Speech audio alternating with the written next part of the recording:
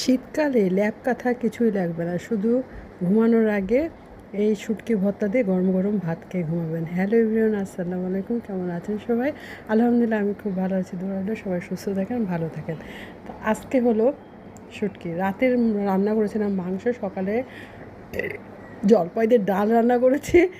আমি খেলাম তো, ওই জন্য ঢেকুর আসতেছে, এত তৃপ্তি করে খেয়েছে। শুটকি দিয়ে একটু ভাত খেলাম।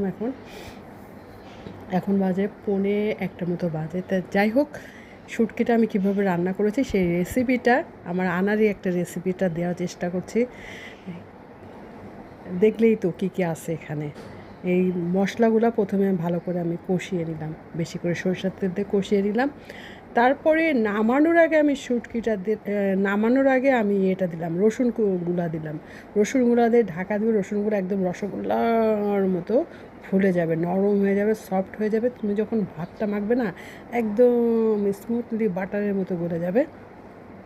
তো এইভাবে আমি শুটকিটা রান্না করলাম আজকে। ধনে পাতা দিলে ভালো হতো, কিন্তু ধনে পাতা দিলে না, এই যে রসুন, তারপর তোমার মরিচের, তোমার যে শুটকির যে একটা অথেন্টিক স্বাদ, কেমন জানি একটু ঢাকা পড়ে যায়।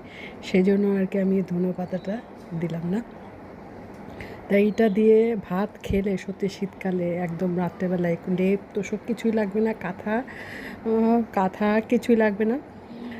খুবই একটা হট হট শুটকি রেসিপি তোমাদেরকে দিলাম। ভালো লাগলে সাবস্ক্রাইব করবে চ্যানেলটা।